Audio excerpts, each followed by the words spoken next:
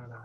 Bonsoir à tous. Donc, ce soir, on est très heureux de recevoir donc, Vincent Lebier, qui est X2004,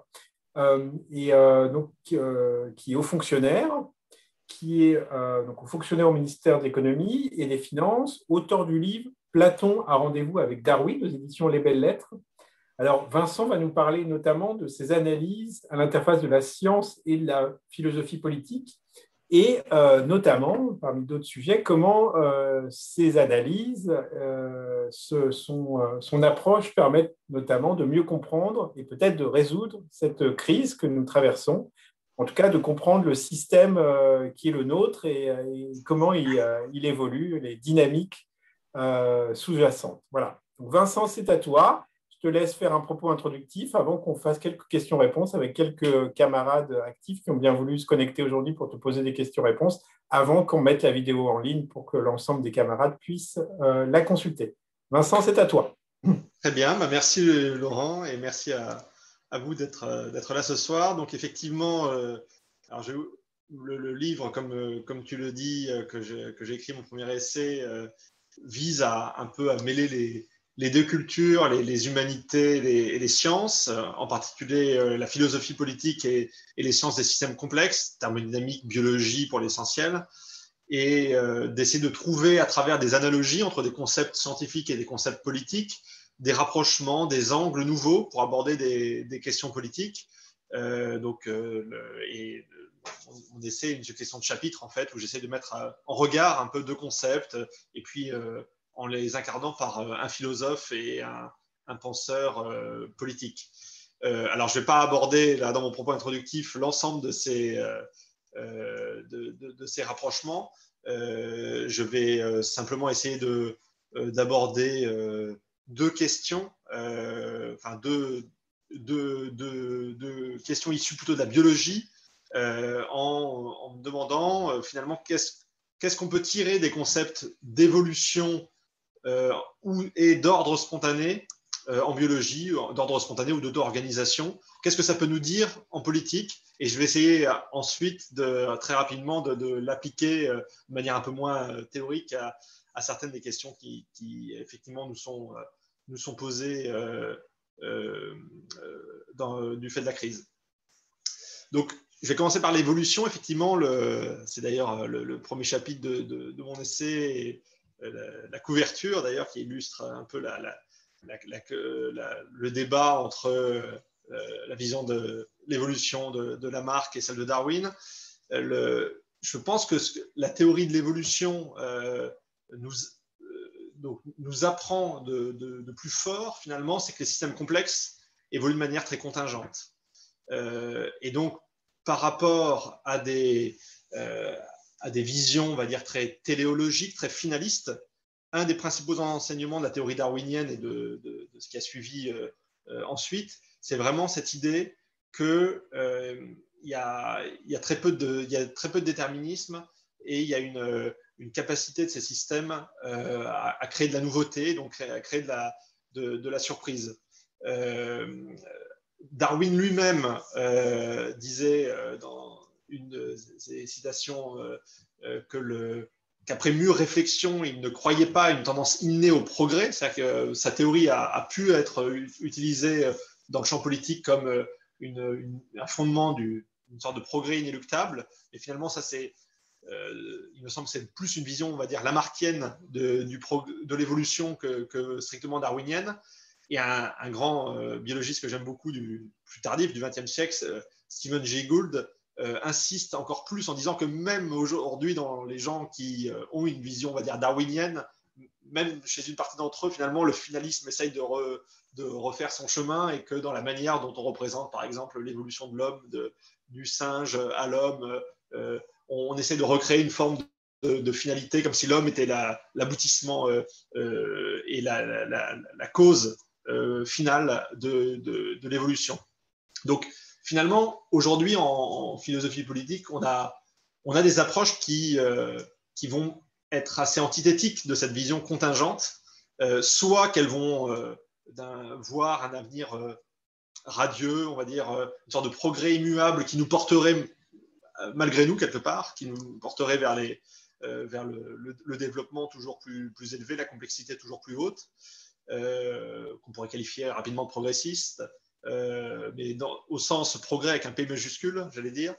Mais on pourrait aussi penser que des théories, on va dire, collapsologues, elles aussi sont un peu certaines de la destination finale de nos sociétés et sont, elles également, finalistes. Donc, il me semble qu'il y a quelque chose d'assez profond qu'on peut retirer de la théorie de l'évolution pour nous dire que, certes, il n'y a pas de progrès inexorable ni de croissance perpétuelle, qu'il y a bien des lois thermodynamiques notamment qui font qu'à très très long terme, les structures complexes disparaissent. En revanche, l'idée qu'il y aurait une décroissance inexorable dans les temps politiques qui nous intéressent est une idée, là aussi, tout à fait contestable. Et il est très dur de concilier en fait les idées de sens de l'histoire, qu'elles aillent vers un sens de l'histoire heureux ou malheureux, avec l'idée de contingence qui est première dans cette évolution des systèmes complexes. Donc, la bonne nouvelle, quelque part, de la contingence, c'est que cet avenir, il n'est pas écrit et il est pour une large part dans nos mains.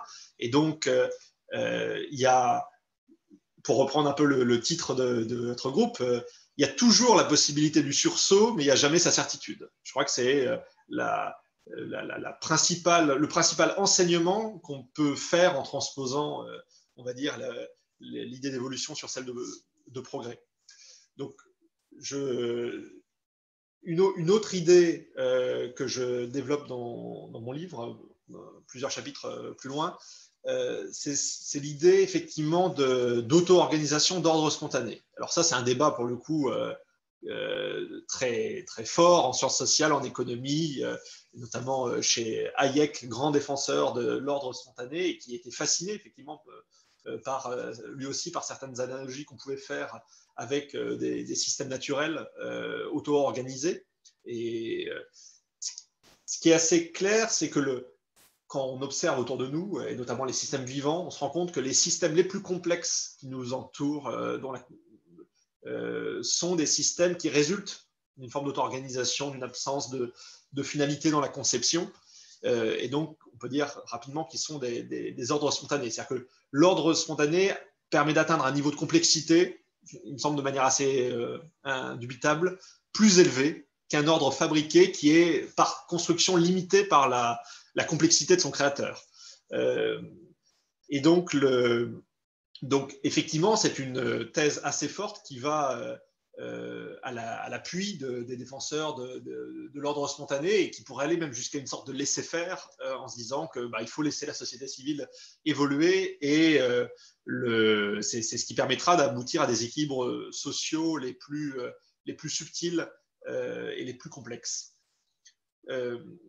En revanche, il me semble qu'on ne peut pas tout à fait embrasser cette vision-là et que parfois, les ordres spontanés ne sont pas forcément bons en soi. Alors, une des analogies qu'on peut faire, c'est effectivement le développement en biologie, par exemple, d'une tumeur, de cellules cancéreuses, et une sorte de prolifération tout à fait ordonnée, tout à fait spontanée, et où, bien entendu, au niveau macroscopique, au niveau de l'organisme, on va dire la bonne décision à faire, c'est d'éviter ce développement d'ordre spontané. C'est-à-dire que l'ordre, il y a quelque chose d'assez... il n'y a pas un ordre spontané peut être bon ou mauvais. C'est un peu... ça dépend de comment il se développe, comment il se perpétue. Et donc, l'idée qu'on devrait absolument laisser faire et que la politique n'aurait pas vraiment de rôle me semble contestable, et elle a bien un rôle, mais qui est plus un rôle de vigie, on va dire, d'observation de ces développements d'ordre spontané dans la société pour agir, mais agir à bon escient. Donc, il me semble que si on réconcilie un peu ces deux idées-là, à la fois des ordres spontanés qui peuvent atteindre des niveaux de complexité, de subtilité que ne peuvent pas atteindre des ordres fabriqués purement top-down, et cette idée que ça ne veut pas dire pour autant que la politique n'a pas de raison d'être et qu'on veut se cantonner à un laisser-faire, m'amène à une forme de principe que j'appelle un principe de double parcimonie, que je vais essayer ensuite d'illustrer par des thèmes un peu plus concrets. Et cette double parcimonie, c'est un premier principe de parcimonie, on va dire, dans les dans la nature des sujets à traiter. C'est-à-dire qu'effectivement, dans la société, il y a des externalités partout. Il y aurait, pour un pouvoir politique qui souhaiterait intervenir dès qu'il y a une légère motivation à le faire, il pourrait intervenir à tout bout de champ. Donc il y a un premier principe, à mon avis, qui doit restreindre tout de même l'action politique, l'intervention politique, qui est de n'intervenir que sur les sujets qui sont vraiment majeurs, qui remettent en cause des équilibres importants de la société ou du rapport de la société avec son environnement, et que même si on pourrait justifier des actions politiques pour d'autres types de sujets plus mineurs, le faire serait prendre le risque finalement de tuer dans l'œuf un peu tous les développements d'ordre spontané qui peuvent apparaître dans la société. Donc ça, c'est un peu le premier principe de parcimonie, on va dire, dans le choix des sujets à traiter. Mais il me semble qu'il y a aussi un deuxième principe de parcimonie, c'est qu'une fois qu'on a décidé collectivement et politiquement d'intervenir sur un sujet donné, il y a sans doute de la parcimonie à utiliser aussi dans les moyens que l'on met en œuvre pour traiter le sujet, pour traiter le problème. Et le plus le politique pourra s'appuyer sur la société civile, le plus il pourra s'appuyer sur des ordres spontanés qui ne demandent qu'à être mis en branle quelque part dans la direction souhaitée, le plus de chances on aura d'aboutir à des solutions efficaces et qui permettent justement d'utiliser cette complexité inhérente au système auto-organisé plutôt qu'à une suite de décisions qui tomberaient d'en haut et qui sans doute auraient un risque assez fort de tomber à côté ou d'être incohérentes les unes avec les autres.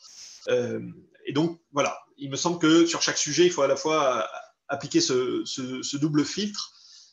Et juste avant d'arriver pour arriver à un premier exemple concret, il me semble aussi qu'une manière duale de voir cette question-là, c'est de se dire que par contre, il n'y a bien que le politique qui peut, sur certains sujets, apporter la contrainte, la limite, qui va ensuite viser un nouvel équilibre dans la société. C'est-à-dire que j'ai tendance à me méfier d'approches où, un peu parfois presque incantation, on espérerait que la société civile traite d'elle-même les problèmes qui se posent. On peut penser au problème de réchauffement climatique, c'est-à-dire s'il n'y a pas une contrainte politique quelque part, en appeler à la bonne volonté d'acteurs, y compris avec des systèmes de reporting, de notation, me semble ne pas toucher totalement sa cible et peut être interprété comme une forme de démission aussi de la politique en se disant bon, c'est très dur de mettre en place des systèmes de régulation efficaces, donc je vais plutôt essayer que les acteurs de la société civile s'en saisissent spontanément pour que ça marche. Mais on voit que dès qu'on est confronté à des problèmes, comme la plupart des problèmes environnementaux, qui sont quand même des dilemmes du prisonnier, où il y a toujours des acteurs qui peuvent se dire qu'ils vont jouer un jeu plus opportuniste et moins coopératif, ce type de fonctionnement a ses limites. Donc voilà, une intervention politique à bon escient, mais en la fois qui est essentielle, puisque finalement, elle est la seule à pouvoir apporter un peu cette limite, cette contrainte dans le développement d'ordre spontané.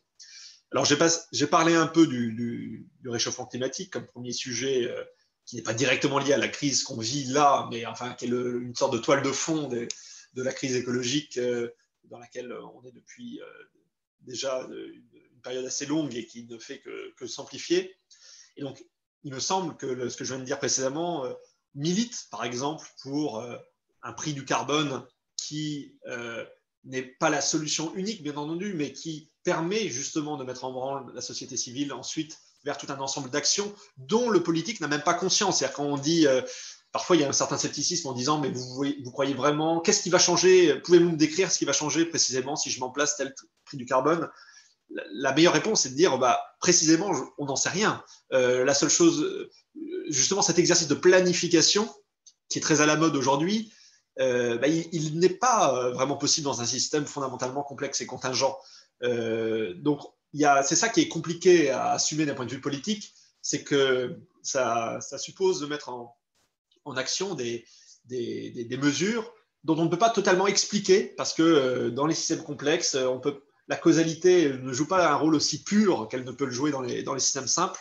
Et donc, c'est vrai que d'un point de vue pédagogique, en termes de communication politique, ce sont des mesures qui parfois peinent à s'imposer et peuvent être vues comme très coercitives. Et on l'a bien vu en France, hein, avec la taxe carbone qui a provoqué, même si ce n'était pas la seule mesure en cause, un émoi très important d'une partie de la population. Donc, si je prends un cas plus concret, celui de la crise sanitaire, effectivement, dont je ne parle pas du tout dans mon livre, mais j'essaye un peu effectivement de me dire, mais comment j'appliquerai un peu ce principe de parcimonie? Est-ce que les politiques ont été efficaces et parcimonieux finalement dans le traitement de cette crise? Je pense que déjà, ce qu'il faut reconnaître, c'est la très grande difficulté de gérer cette crise en raison des incertitudes et de la dynamique qui peut être très rapide de ces phénomènes épidémiques. Et par ailleurs, de la difficulté d'anticiper la réaction que la société civile va avoir en fonction des mesures politiques qui vont être prises. Donc, c'est sûr que ce système, c'est une grande différence d'ailleurs avec le problème climatique que j'évoquais précédemment, où même si les dynamiques sont là aussi trop rapides, elles sont quand même dans une cinétique qui n'a rien à voir avec une épidémie où il faut réagir très vite, sinon on va avoir une flambée de cas, et où on n'a pas vraiment le temps de tâtonner, et donc le politique se trouve dans une assez grande difficulté, puisqu'il va prendre des mesures, il ne sait pas s'il a tiré trop bas, et on le voit encore aujourd'hui, à chaque moment de cette épidémie, est-ce qu'on a tiré trop en effondrant l'économie et les relations sociales, alors qu'on aurait pu avoir des mesures plus parcimonieuses quelque part? Ou au contraire, est-ce qu'on est juste au-dessus d'un taux de reproduction supérieur à 1 et donc on a un développement exponentiel qui rend la situation non soutenable? Donc moi, je dois avouer une certaine indulgence pour l'ensemble des dirigeants, alors notamment au moment du premier confinement, mais y compris vu les incertitudes qu'on a eues depuis à chaque évolution de cette épidémie. Là, on a vraiment une contingence en action, une contingence malheureuse, mais et donc c'est vrai que là, on pourrait dire effectivement qu'il y a eu une intrusion très forte et une restriction des libertés extrêmement forte. Mais est-ce qu'on peut vraiment dire qu'elle n'était pas proportionnée à l'objectif visé dès lors qu'il fallait agir dans des cinétiques extrêmement courtes et avec une grande incertitude sur la manière dont le système allait répondre aux mesures qu'on allait lui imposer? J'avoue que dans ce type de crise aiguë, il est bien entendu plus difficile de construire une approche, on va dire, réellement bien proportionnée et parcimonieuse de l'action publique. Voilà peut-être, je ne sais pas Laurent, je peux peut-être évoquer un autre sujet, mais le mieux est peut-être de laisser tout de suite de la place à des questions. Enfin, je ne sais pas comment tu... Oui, alors moi, ce que je peux faire, déjà, c'est très intéressant. Merci, merci Vincent. Moi, alors, je n'ai pas de questions encore dans le chat, mais moi, ça me faisait réagir personnellement par rapport à ce que tu disais, voilà, une certaine indulgence par rapport à la complexité de la crise à gérer, peut-être sa nouveauté pour nos dirigeants. Mais alors, si je reprends ton propos et aussi le titre de ton livre, où tu parles de Darwin et de Platon, et donc notamment des scientifiques, on peut aussi s'interroger sur qui réfléchit à cette crise. Alors, est-ce que tu penses que les experts, le mélange entre politique et experts, pour moi, c'est vraiment le cœur de ton livre, est-ce qu'il est adapté et c'était le meilleur mix pour résoudre cette crise? Parce que j'ai l'impression qu'on mobilise à la fois des gens avec la casquette politique, réflexion collective, et la casquette scientifique. Voilà. Après, il y a aussi donc Alexandre Michel Moati qui a levé la main. Donc peut-être tu as ma question et je laisse Alexandre aussi poser sa question et tu pourras répondre aux deux comme ça en même temps. Alexandre, tu as la parole. Oui, vous m'entendez? Oui, très bien, très bien. Oh non, moi j'avais une question plus personnelle. J'ai acheté ton livre, je l'ai lu. Ce qui m'intéressait, c'est de comprendre comment tu es arrivé à écrire un livre comme ça à 35 ans. aux fonctionnaires. Enfin, je te pose la question parce que moi-même, j'en ai écrit un. Mon premier livre, je l'ai fait à 45 ans. C'est un livre de vulgarisation scientifique. Et je connais à peu près ma motivation profonde. Enfin, ça n'a pas beaucoup d'intérêt. Mais je voulais savoir comment on en arrive à écrire un livre comme celui que j'ai lu, là, le tien, donc. Voilà, à la position où tu es, dans le prestigieux corps des mines, et quelles étaient les motivations? Est-ce que c'est par tes origines familiales? Est-ce que tes lectures? Enfin voilà, c'est une question très, très bienveillante. Hein, voilà, vraiment, c'est pour mieux comprendre. Voilà. Ok. Merci Alexandre. Donc Vincent, je te laisse répondre et puis après, il y aura d'autres questions dans le chat que je te poserai après ces deux-là. Okay. Voilà. Alors, sur ta question sur le rôle des scientifiques dans la crise, effectivement, moi, une des motivations de mon livre et un des intérêts que j'ai toujours été fasciné par l'apport que pouvait avoir ce qu'on appelle, donc, ce que je disais un peu en introduction, les deux cultures, à la fois les sciences et les humanités, et une autre manière de le dire, c'est que je vis un peu comme un drame le fait que la culture scientifique ne soit pas aussi répandue qu'elle pourrait l'être dans la société. Et quand je dis culture scientifique, ce n'est pas forcément que les gens sachent résoudre les équations, connaissent les théories dans leurs détails, mais il y a une portée culturelle dans la science qui dépasse ces simples objets d'étude et certains concepts qui apportent au raisonnement, à la réflexion de manière générale. Cette crise, elle est quand même aussi un symptôme assez fort du fait que la culture scientifique est très peu répandue. Et notamment, pour beaucoup, je pense, dans la société, la science, c'est très vite assimilé aux mathématiques, au fait qu'il y a des choses vraies, il y a des choses fausses. Et donc l'idée qu'il peut y avoir des débats entre des experts, qu'on peut dire quelque chose à un moment, dire des choses un peu différentes plus tard, a provoqué un désarroi assez profond dans la société. Sans doute, ça ne surprend pas les gens qui peuvent savoir justement que la notion de vérité ne se pose. Enfin, c'est pas la même chose quand on parle de mathématiques, de physique, de biologie, d'épidémiologie, de sciences sociales et encore moins de politique. Mais on voit bien que ça a provoqué un émoi. Alors après, il y a eu au-delà de cette réaction, on va dire, de l'opinion publique, d'incompréhension quelque part par rapport à ce qui apparaissait comme des contradictions. D'ailleurs, j'ai aussi bien aimé ce qu'a dit récemment Étienne Klein, où il disait qu'il faudrait mieux distinguer ce qui relève de la science et de la recherche et la place que le doute joue de manière fondamentale dans l'un et moins fondamentale dans le stock des connaissances acquises. Ça me semblait intéressant comme réflexion. L'autre sujet, c'est effectivement comment institutionnellement on a organisé la place des scientifiques dans la gestion de cette crise. À mon avis, c'est plutôt une bonne chose de vouloir à la fois s'appuyer sur une expertise scientifique forcément pluraliste dans les matières dont on parle aujourd'hui. Par contre, d'avoir une distinction assez claire entre ce qui relève du champ scientifique, du conseil scientifique, et ce qui relève du politique.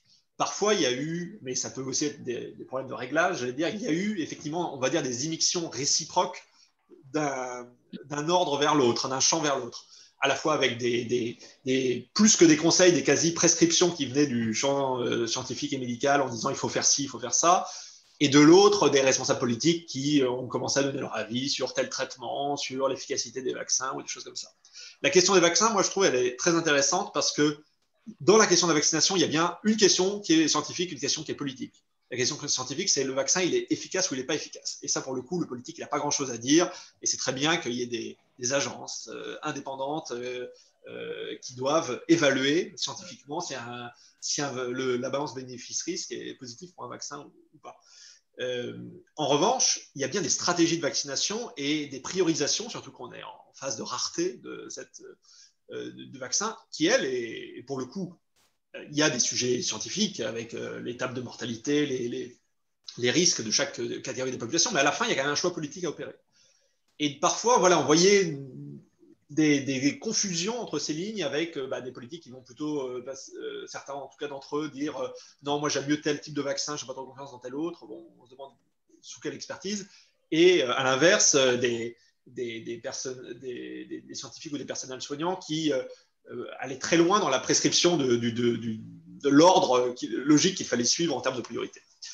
Donc, à mon avis, on a encore beaucoup à progresser. Cette crise nous montre qu'on peut beaucoup progresser dans le rapport dans l'apport et la manière dont on traite la science dans la gestion de ce type de crise.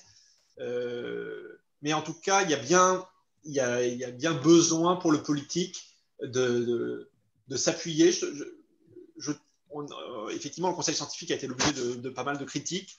Je ne serais pas aussi critique que ça. Il y a eu des maladresses parfois dans les positionnements, mais globalement, ça me semblait intéressant de mettre en scène. Peut-être il fallait mieux distinguer ce qui vraiment relevait de l'avis, de la décision politique, et ne pas montrer qu'on se défausse vers des scientifiques en disant bah, moi j'ai juste pris la décision qu'on m'a dit, ça c'est pas sain. Mais il y a quelque chose d'intéressant là. Alors, sur la question d'Alexandre, c'est une très bonne question. Généralement, on se la pose pas au début, enfin, on se la pose pendant qu'on écrit en se disant, mais finalement, pourquoi j'écris ça? Alors, pour répondre de manière synthétique, mais quand même un peu dans le fond à Alexandre, au début, j'avais écrit un manuscrit qui était très loin de celui-là. Je l'avais envoyé à plusieurs éditeurs, c'était beaucoup plus politique. C'était sur la philosophie politique, mais avec, on va dire, plus mes convictions personnelles. Et je l'ai envoyé donc à plusieurs éditeurs, dont les Belles Lettres. Et il y avait déjà dedans, parfois pour soutenir mon raisonnement, quelques analogies entre la science, parce que ça m'a toujours intéressé, et la politique. Parce que depuis longtemps, j'ai quand même eu cette idée que, depuis que j'ai fait de la physique statistique à Polytechnique, je crois, cette idée que quand même il y avait des caractéristiques communes entre les systèmes complexes. On ne peut pas, bien entendu, une société, c'est pas un système vivant, c'est pas un gaz, mais il y a quand même des choses qui peuvent être intéressantes structurellement, on va dire, dans ces différents systèmes complexes. Donc j'avais cette idée-là, et donc, mais c'était assez mineur dans le manuscrit que j'avais pu écrire. Et donc j'ai vu mon éditrice, l'excellente Caroline Noireau des Belles Lettres. Et donc, je m'attendais à ce qu'elle me dise, bon, bah oui, je vous reçois, donc ça me plaît, on va publier ça. Et elle m'a pas dit ça. Et en fait, elle m'a dit, bon, moi, les livres de philosophie politique, ça m'intéresse pas plus que ça. En revanche, il y a des analogies que je trouve intéressantes. Bah, ce que je vous propose, si vous êtes d'accord, soit vous allez voir un autre éditeur, je pense que vous pouvez être édité chez un tel ou un tel de mes confrères, soit on repart de zéro, d'une page blanche, sur cette idée de faire ces analogies qui sont le cœur de ce que je pouvais dire d'original, on va dire, dans mon premier manuscrit, et on repart là-dessus. Et donc j'ai fait ce deuxième choix, et ensuite j'ai beaucoup...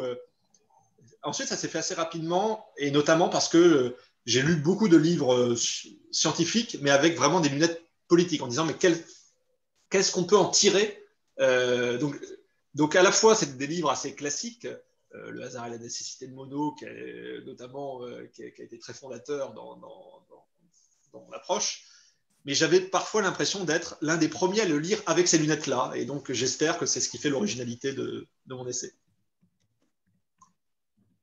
Merci Vincent. Alors voilà, deux questions du chat, donc de Bertrand Lépinois. Subsidiarité et premier principe de parcimonie, est-ce que c'est deux concepts proches entre subsidiarité et premier principe de parcimonie? Daniel Namias, donc si on parle d'évolution, n'est-on pas dans une histoire faite de cycles répétitifs, guerre, paix, dirigisme, libéralisme, développement, crise, plutôt que dans une évolution darwinienne? Et Bertrand qui rajoute, pour Leibniz, et contingent tout ce dont le contraire est possible, et selon Conan Doyle, de façon humoristique, une fois l'impossible exclu, le possible devient certain, si improbable qu'il soit. Qu'en penses-tu? Donc voilà, je pense que tu as le chat sous les yeux. Donc, je te laisse... Oui, je vais appuyer sur le chat. Voilà, comme ça, je te laisse répondre à ces trois questions dans l'ordre que tu veux. Et voilà. Alors, la subsidiarité, c'est j'en parle pas dans mon chapitre où je parle de parcimonie et d'ordre spontané, mais c'est un des chapitres qui s'appelle Effet d'échelle et subsidiarité, où en gros, alors je m'inspire de livres, notamment d'un livre qui a eu pas mal de succès ces dernières années, qui s'appelle Une question de taille d'Olivier Rey, qui lui-même citait des auteurs comme Illich ou Leopold Kohr, en gros qui montrent qu'il y a des choses qui poussent objectivement à la grande taille, on va dire, d'avoir des systèmes plus puissants, d'avoir aussi par certains aspects des systèmes plus efficaces. Alors là, si on s'appuie sur la biologie, la fameuse loi de Kleiber qui montre que le métabolisme des vertébrés est de plus en plus efficace par unité de masse que l'animal est gros. C'est la baleine bleue, le vertébré le plus efficace d'un point de vue métabolique, et je sais pas, la musaraigne ou la grenouille qui doivent être les moins efficaces. Certains physiciens, notamment un physicien américain qui s'appelle Geoffrey West, a essayé de comparer ça avec le métabolisme des villes, et il a trouvé des choses à peu près similaires. C'est-à-dire que si on regarde des variables métaboliques, consommation d'énergie notamment, pour les transports, pour se chauffer, on trouvait des choses un peu similaires. Plus les villes étaient grosses, plus elles étaient efficaces. Donc il y a des choses qui poussent à la grande taille objectivement, et il y a des choses en revanche qui poussent à la petite taille, parmi celles-ci, la gestion de certains risques. C'est-à-dire qu'autant les risques gaussiens, on peut se dire plus l'échantillon est gros, plus je vais avoir l'application de la loi des grands nombres, et donc plus ça va être efficace. Mais par contre, si on est sur des risques qui ne sont pas du tout avec une probabilité gaussienne, mais plutôt une probabilité en loi de puissance, des risques, on va dire, de nature plus fractale, au contraire, on peut se dire que la catastrophe va survenir, et donc son ampleur va être déterminée par la taille du système. Et donc, la crise économique sera d'autant plus lourde que le système dans lequel le risque se sera propagé sera grand. Et donc, alors, c'est des thèmes qui sont notamment assez souvent repris par notamment Taleb, et un exemple souvent qui est assez parlant et assez illustratif, c'est de dire oui, il vaut mieux sauter 10 fois de 1 mètre qu'une fois de 10 mètres. Et donc, quand on est face à ce genre de risque, la meilleure chose à faire, c'est plutôt de faire réduire la taille des systèmes. Et Leopold Kohr, donc un économiste et philosophe autrichien qui a notamment écrit après la Seconde Guerre mondiale, lui va même plus loin en disant il n'y a pas de problème politique qu'on sache résoudre, sauf à petite échelle. Donc, il explique que tout ce qui est impossible à résoudre, c'est souvent parce qu'il y a une question de trop grande taille derrière, que ce soit les grandes guerres, le chômage de masse, et qu'on ne peut pas faire disparaître ces risques, la guerre, le chômage, mais par contre, on peut les rendre assimilables et traitables si on a une petite échelle. Tout ça pour dire, j'en reviens à la subsidiarité, il me semble que c'est une accroche qui permet justement de donner une nouvelle base au principe de subsidiarité auquel je suis assez attaché, en disant que finalement, les tendances spontanées à la grande taille, qui vont vers plus d'efficacité, elles vont avoir tendance à se matérialiser assez naturellement dans la société. Et le rôle du politique, de mon point de vue, est plutôt d'être conscient qu'il y a un coût à ces montées en taille, qu'il y a des risques qui se matérialisent peut-être plus à moyen et long terme associés à ces montées en taille, et que ce principe de subsidiarité qui dit non seulement il faut organiser à chaque échelon en fonction de sa pertinence, mais par défaut, il vaut quand même mieux choisir l'échelon le plus petit. Il faut vraiment avoir une conviction très forte qu'il y a un gain d'échelle, aller au-dessus avant de le mettre en œuvre. Il me semble qu'on peut l'appuyer justement sur ces différents raisonnements autour de ce qui pousse à la petite ou à la grande taille. Mais je suis assez d'accord avec vous qu'on pourrait aussi l'inscrire dans ce principe de parcimonie. Il y a quelque chose de parcimonieux dans la subsidiarité, effectivement. C'est un parent proche. Exactement. Un parent proche. Exactement. C'est connexe. Mais oui, merci beaucoup. Donc, voilà pour la subsidiarité. Alors, je lis la deuxième question. Alors, est-ce qu'on est dans des cycles répétitifs ? En tout cas, on n'est pas dans une histoire. Moi, ce qui me gêne dans les philosophies politiques, c'est, on va dire, c'est les approches trop providentielles, les philosophies de l'histoire. C'est-à-dire que l'idée on sait à peu près où on va. Alors, et quelque part, si vraiment on est dans des cycles répétitifs, il y a quand même encore, même si ce n'est pas une tendance monotone, il y a un peu cette idée de la maîtrise du devenir. la manière dont je me représente les choses, alors je vais revenir un peu en arrière. La grande question, moi, qui me taraude depuis des années, voire des décennies, enfin des décennies, j'ai eu 35 ans, voilà, une décennie, c'est finalement dans un monde, dans un univers qui est condamné au désordre par le second principe de la thermodynamique, comment peuvent émerger des structures de plus en plus complexes quand on regarde notamment le vivant et puis après les sociétés humaines sur Terre. Donc, comment on peut à la fois une flèche du temps qui pointe vers la désorganisation à long terme, inéluctable, et une autre flèche du temps qui a l'air d'aller dans l'autre sens. Et effectivement, moi, si je devais représenter, alors ce serait une métrique tout à fait abusive, parce que qu'est-ce que ça veut dire la complexité de nos sociétés en une métrique, je ne sais pas si on peut le mesurer, mais voilà, si je devais représenter un peu cette évolution de la complexité des sociétés humaines en fonction du temps, bon, bah, y a quelque chose qui a clairement monté de manière irrégulière avec des contre-coups, mais par rapport, on est arrivé à un niveau de complexité très, très élevé. Si je vais très loin à droite dans mon graphique, bon, à long terme, bah, il y aura plus de complexité du tout. Donc, à un moment, il y aura sans doute un maximum, mais ce maximum, pour les temps politiques qui nous intéressent, il me semble très présomptueux de penser que, bah oui, ça y est, on a un peu touché aux limites et on est forcément arrivé à une sorte de maximum de complexité. Et quand bien même, effectivement, il y a des ressources épuisables, qu'il y a des problèmes d'externalité, de pollution environnementale, cette idée qu'il n'y a plus d'inventivité humaine possible, qui nous permettrait d'atteindre encore des niveaux supérieurs de complexité, me semble contestable. Je pense que on n'est pas arrivé au bout de notre chemin contingent, chemin qui, au bout d'un moment, s'arrêtera. Mais ça ne veut pas dire qu'à court terme, il ne peut pas y avoir des phases de décroissance. C'est-à-dire que si on est sérieux avec la contrainte climatique, imaginons demain vraiment le monde entier met un système de quotas des émissions carbone du jour au lendemain, bon, probable que ça puisse provoquer une décroissance économique dans les premières années. Mais ce qui me gêne, c'est de penser que ce serait une tendance ensuite inéluctable et qu'on suivrait cette pente-là jusqu'à la fin. On ne pourrait pas se reconfigurer et que l'inventivité humaine ne permettrait pas intégrant cette contrainte, de poursuivre un autre chemin de développement.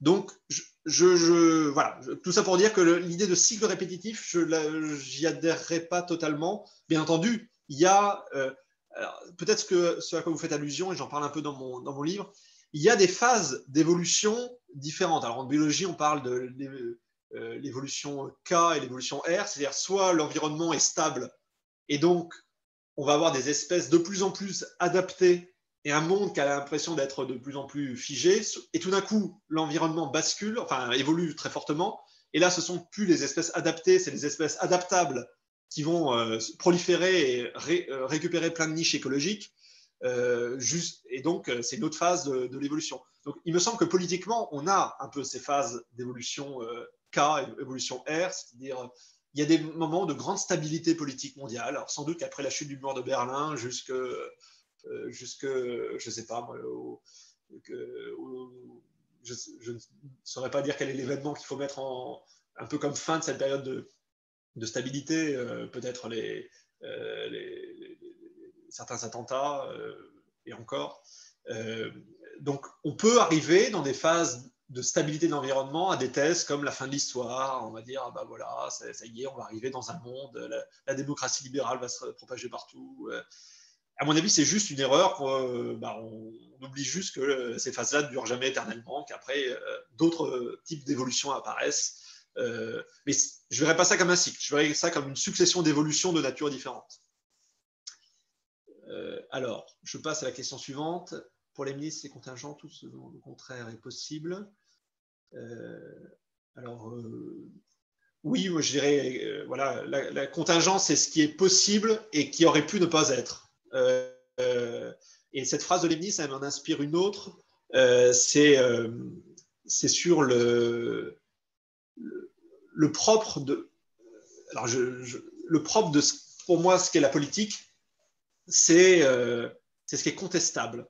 C'est-à-dire que certes, la politique s'appuie sur les sciences sociales, sur les sciences physiques, sur plein de choses qui ont un rapport à la vérité, au vrai et au faux.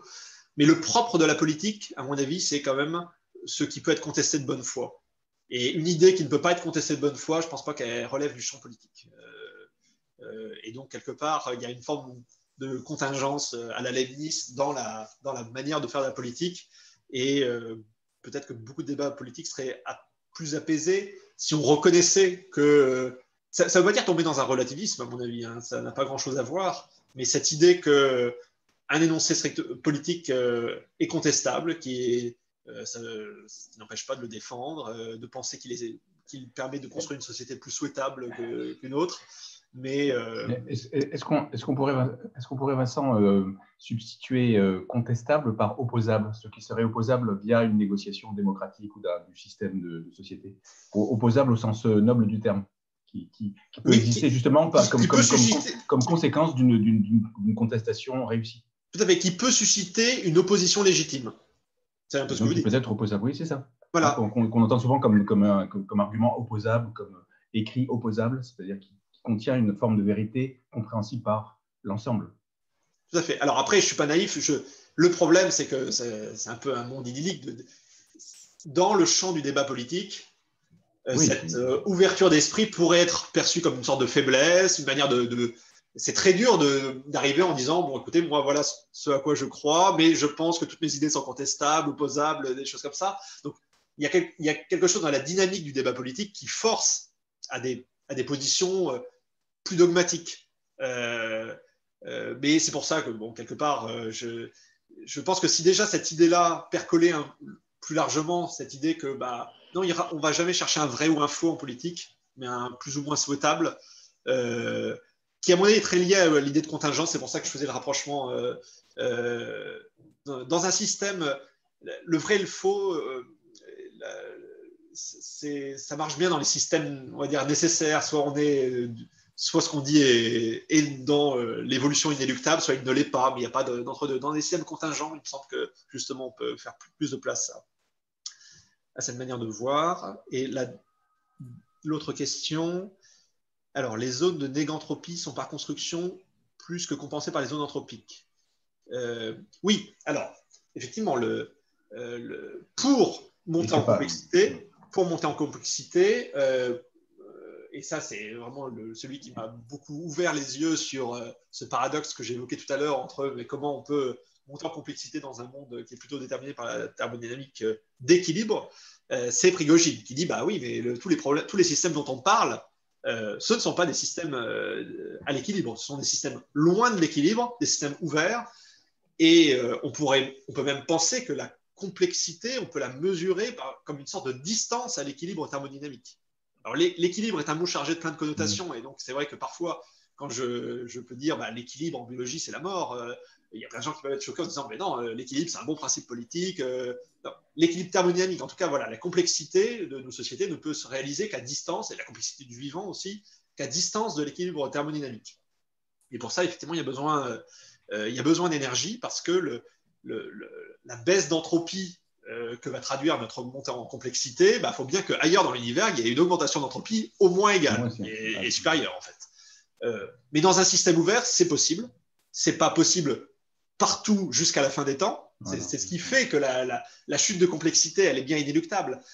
Mais je pense que ce serait une mauvaise chose d'en tirer une sorte de principe un peu collapsologue, parce qu'on n'est pas sur les bonnes échelles de temps. C'est-à-dire que oui, savoir que même les trous noirs vont s'évaporer dans des milliards de milliards d'années, bon, je ne sais pas si politiquement ça a le moindre intérêt. En revanche, il y a des questions qui nous intéressent ici et maintenant. C'est-à-dire que ce n'est pas parce qu'il n'y a pas d'inéluctabilité à l'effondrement que l'effondrement n'est pas possible, et qu'il n'est pas possible parce qu'on ferait un très mauvais usage des ressources dont on dispose, avec notamment en émettant plein de gaz à effet de serre, mais il y a d'autres problèmes qui peuvent se poser et qui pourraient interrompre notre développement et nous mettre sur un chemin très dangereux. Donc, de ces problèmes, bien entendu, il faut se préoccuper. C'est-à-dire que je ne suis pas du tout dans un discours qui consisterait à dire non, mais dès lors que les problèmes sur le plan physique ne se posent sans doute qu'à très long terme, parce que de l'énergie disponible autour de nous, je pense que dans l'absolu, on a énormément. La question, c'est est-ce qu'on a le niveau de maîtrise technologique industrielle pour pouvoir l'utiliser. Donc, il n'y a pas d'impossibilité théorique à ce qu'on puisse se développer encore assez longtemps, sans doute, avec des ressources assez considérables qui permettaient de préserver l'environnement. Mais voilà, il n'y a pas de certitude non plus. C'est-à-dire que faut regarder la dynamique du système. Si le temps qu'il nous faut pour arriver au bon niveau de maîtrise technologique, il est supérieur au temps où on a mis le climat par terre, bon, il y a un problème. Merci Vincent. Alors, il y a Alexandre qui a une question pour toi et ce sera la dernière question et je te laisserai conclure après parce qu'on arrive au bout du temps. Alexandre, c'est à toi. Tu es muet.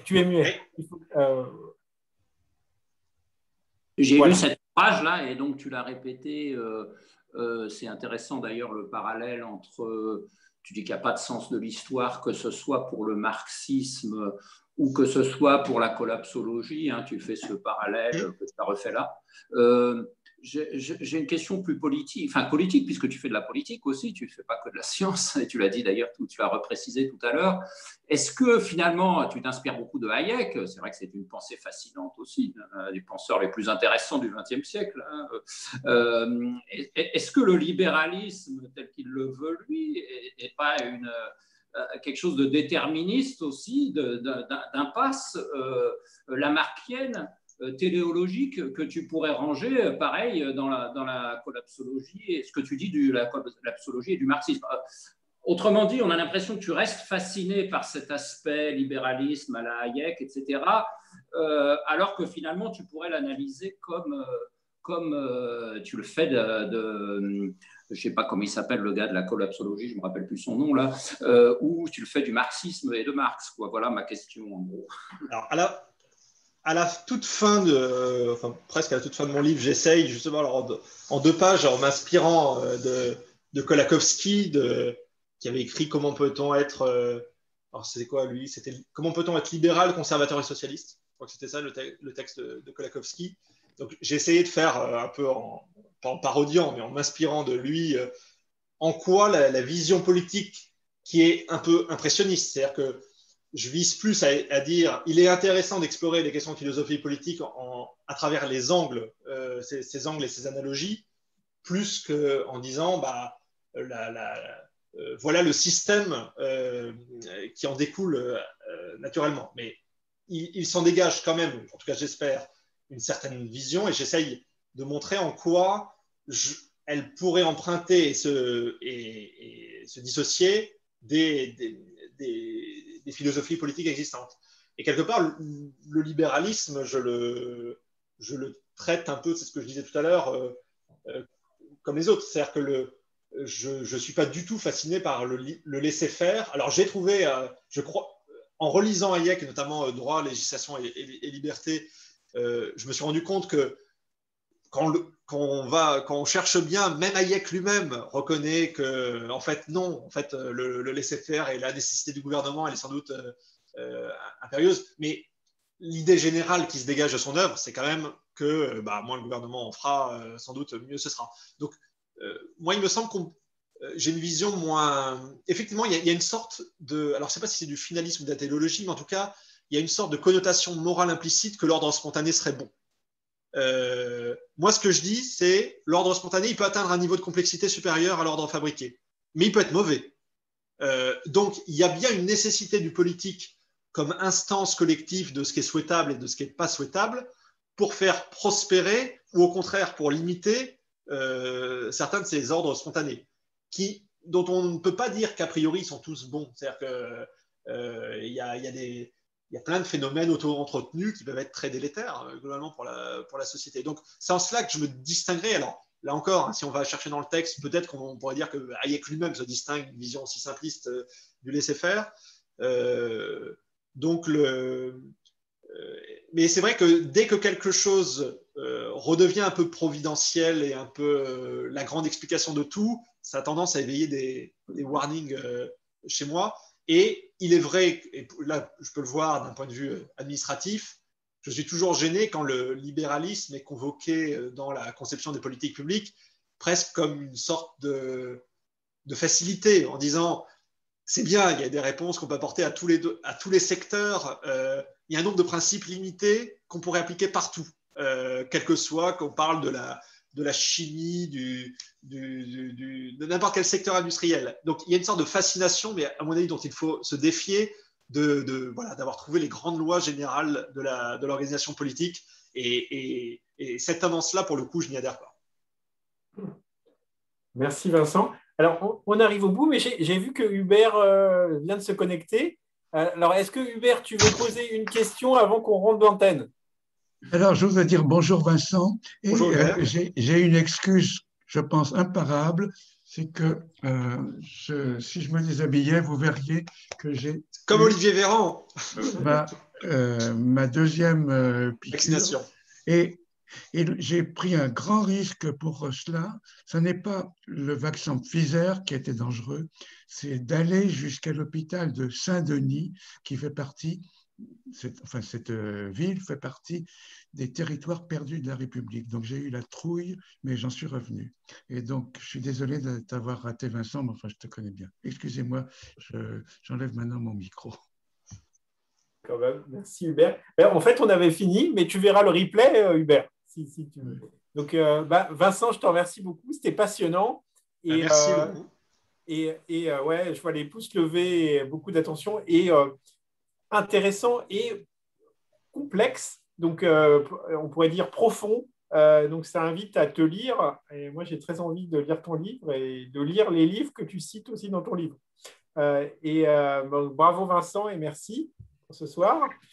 Merci beaucoup à vous. Si je peux rajouter quelque chose, je ne sais pas si Vincent a parlé de notre camarade Hervé Mariton. Non, j'en ai pas parlé. Ah, bon, alors, quand même, Vincent est très proche d'Hervé Mariton, qui est un de nos camarades, un de nos brillants camarades, maire de Crest, et qui... Confirmé par le Conseil d'État. Oui, et qui a été ministre aussi. Et donc, qui a fait un webinaire X-Sursaut et qui avait parlé beaucoup de collapsologie, dont Vincent a parlé aussi ce soir. Donc, les thèmes se rejoignent. Enfin, voilà, il y a eu des mots-clés qu'on a réentendus entre les deux webinaires. Juste pour en parenthèse, effectivement, je dois une partie de ce livre à des conversations avec Hervé, et notamment l'interprétation politique que je fais du hasard et la nécessité de Jacques Monod.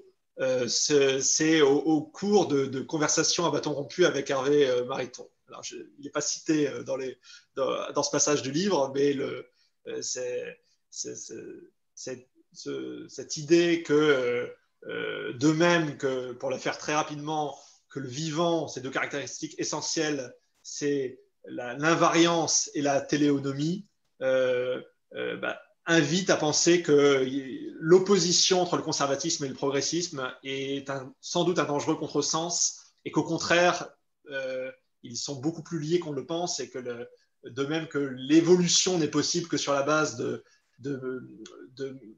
mécanismes qui se conservent quasiment à l'identique, le progrès a sans doute pour préalable que des choses essentielles, sans doute plus des institutions, se conservent dans la société, même si elles ne vont pas se conserver à l'identique.